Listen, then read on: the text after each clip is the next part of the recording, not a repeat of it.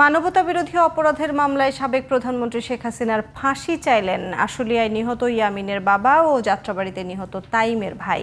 বিচারপতি গোলাম মর্তুজা মজুমদারের নেতৃত্বে ৩ সদস্যের ট্রাইব্যুনাল ১-এ সোমবার ১০ম ও ১১তম সাক্ষী হিসেবে সাক্ষ্য দেওয়ার পর এই আর্জি জানান তারা। এদিকে গাজীপুরে জঙ্গি নাটক সাজিয়ে ৭ জনকে হত্যার ঘটনায় সাবেক আইজিপি জাভেদ পাটোয়ারি সহ ৫ জনের বিরুদ্ধে গ্রেপ্তারি পরোয়ানা জারি করেছেন ট্রাইব্যুনাল। সাইদুল ইসলামের রিপোর্ট।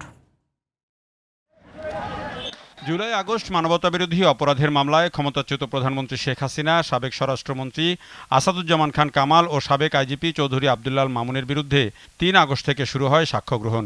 গ্রেপ্তারে থাকা একমাত্র আসামি চৌধুরী আবদুল্লাল মামুনের উপস্থিতিতে বিচারপতি গোলাম মর্তুজা মজুমদারের নেতৃত্বে ৩ সদস্যের আন্তর্জাতিক অপরাধ ট্রাইব্যুনাল ১-এ সোমবার সাক্ষ্য দেন আরও ৩ জন। ১০ম সাক্ষী আশুলিয়ার আসাবুর ইয়ামিন সহ ৬ জন হত্যা ও পুড়িয়ে মারার ঘটনায় সাক্ষ্য দেন ইয়ামিনের বাবা। ছেলে হত্যার নির্মম বর্ণনা দিয়ে শেখ হাসিনা সহ দোষীদের সর্বোচ্চ শাস্তি চান তিনি। যাত্রাবাড়িতে নিহত তাইমের ভাইও হত্যাকাণ্ডের জন্য শেখ হাসিনা সহ অন্যদের দায়ী করেন। তিনি এই ঘটনা দেখে বলছেন যে আমার ছেলের লাশ আমি এক নজর তাকানোর পর আর তাকাতে পারিনি, যে আমার ছেলেকে বিভৎসভাবে আক্রমণ করে হত্যা করা হয়েছে, তারপরে লাশ ভ্যানে করে নিয়ে যাওয়া হয়েছে, ভ্যান থেকে পিকআপ ভ্যানে তোলা হয়েছে, সেখানে আগুন ধরিয়ে দেওয়া হয়েছে।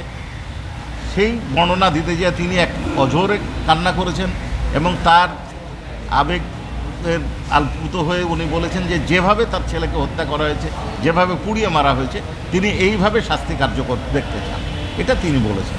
এদিকে ২০১৬ সালে গাজীপুরের জয়দেবপুরে জঙ্গি অভিযানের নামে ৭ যুবককে হত্যার ঘটনায় সাবেক আইজিপি জাভেদ পাটোয়ারি সহ ৫ জনের বিরুদ্ধে গ্রেপ্তারি পরোয়ানা জারি করেছে আন্তর্জাতিক অপরাধ ট্রাইব্যুনাল। ভাড়া বাসার দোতলার একটি কক্ষে তাদেরকে রাখা হয়। বাইরে থেকে ওই কক্ষটি তালাবদ্ধ করা হয় এবং বলা হয় যে এখানে জঙ্গিদের আস্তানা আছে।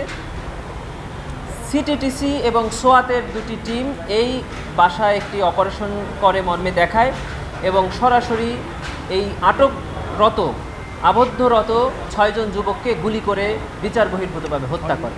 অন্যদিকে শেখ হাসিনার মামলায় এক সাক্ষীকে ভয় দেখানোর ঘটনায় অভিযুক্তদের গ্রেপ্তার করে আইনের আওতায় আনার নির্দেশ দিয়েছেন ট্রাইব্যুনাল। সাইদুল ইসলাম, চিটিভি নিউজ, ঢাকা।